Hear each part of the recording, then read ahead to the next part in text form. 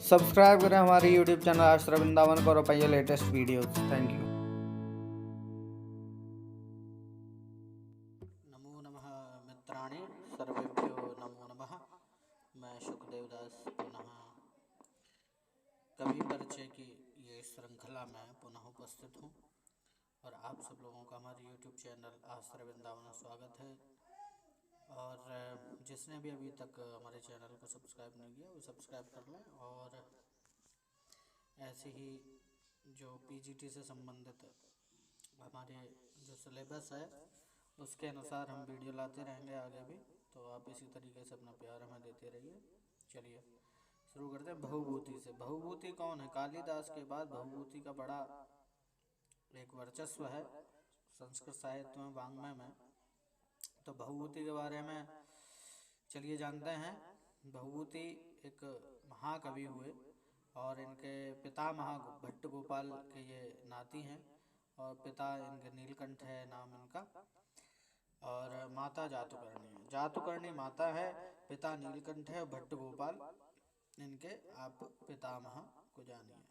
उसके बाद इनका जो मूल नाम है वो श्रीकंठ बोला जाता है। तो श्रीकंठ या भट्ट श्रीकंठ, इनके पितामह के नाम को भी कोई कोई लोग जोड़ देते हैं, तो भट्ट करके फिर श्रीकंठ उसमें जोड़ देते हैं, बोले इनके पिता का नाम नीलकंठ और इनका श्रीकंठ। हाँ, ऐसी कुछ पंक्तियाँ भी प्राप्त होती हैं। और इनके जो गुरु हैं वो ज्ञान निधि हैं, ज्ञान निधि, और कुमारिल भट्ट के भी ये शिष्य हैं, उनसे विद्या प्राप्त की। और भवभूति का जो दार्शनिक नाम है वो उदुम्बर प्राप्त होता है। कई ग्रंथों में इनके उदुम्बर, उम्बिकाचार्य, उम्बेक इत्यादि अलग अलग नाम कहीं कहीं प्राप्त होते हैं, तो उस हिसाब से इनका नामकरण किया गया है। तो उदुम्बर इनका नाम याद रखें, उदुम्बर, उम्बिकाचार्य, उम्बेक।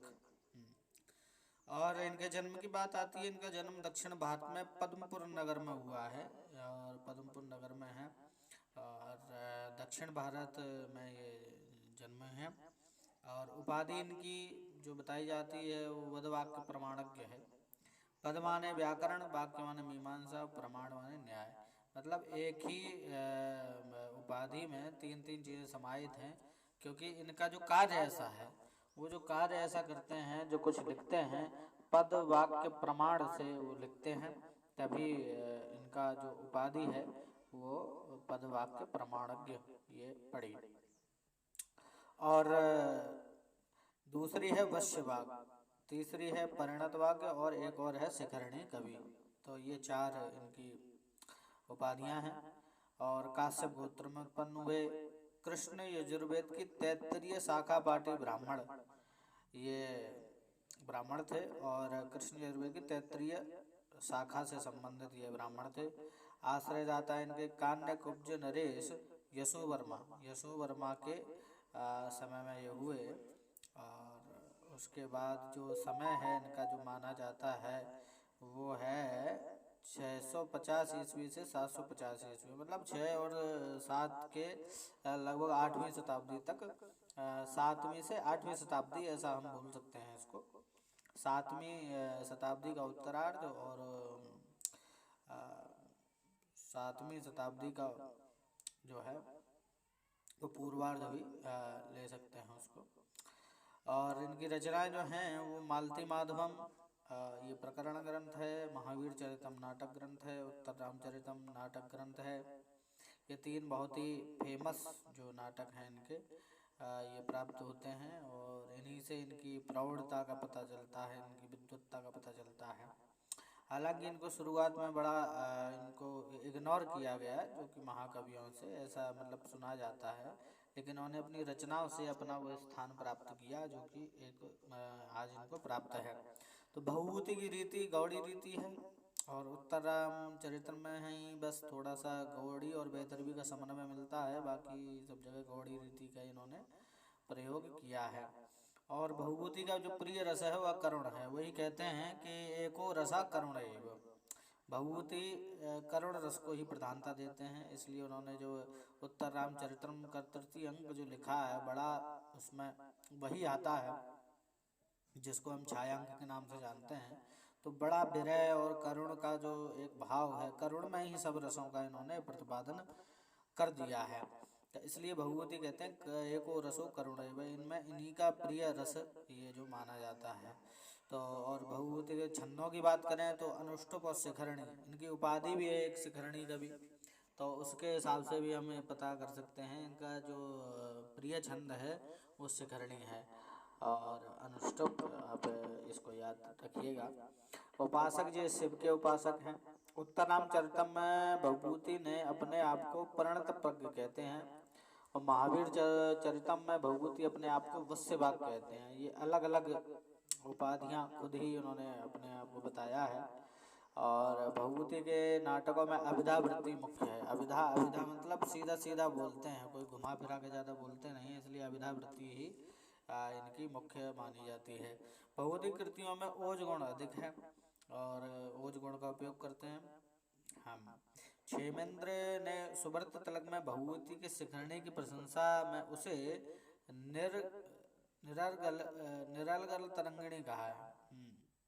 बहुभूते शिखरणी निरर्गल तरंगिणी रुचिरा घन संदर्भे या मयूरी नृत्यति। या जैसे एक मयूरी मयूरी नाचती है कब, घन संदर्भे, जब रुचिरा घन संदर्भे मयूरी रुचिरा मयूरी नृत्यति।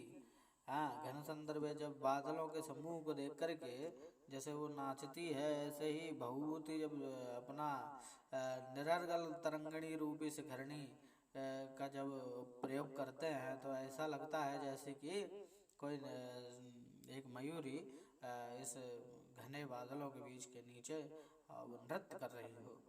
भभूति के तीनों नाटकों में विदूषक का सर्वथा अभाव है। तो जब कभी भी आपसे प्रश्न करे तो आप ये बता सकते हैं कि भाई भभूति के तीनों नाटकों में ही विदूषक का अभाव है। तो कोई पूछे कि प्रश्न ऐसे बन सकता है कि कौन सा ग्रंथ या कौन से नाटक में विदूषक का अभाव है, तो उसमें से इन तीनों में से कुछ भी आप दे सकते हैं। तो आप एक नाटक इसमें से भी होगा, जैसे मालती वादम है, कुछ और दे देगा, विज्ञान शाकुंतलम दे देगा, मुद्रा राक्षस दे देगा, या कोई भी दे देगा।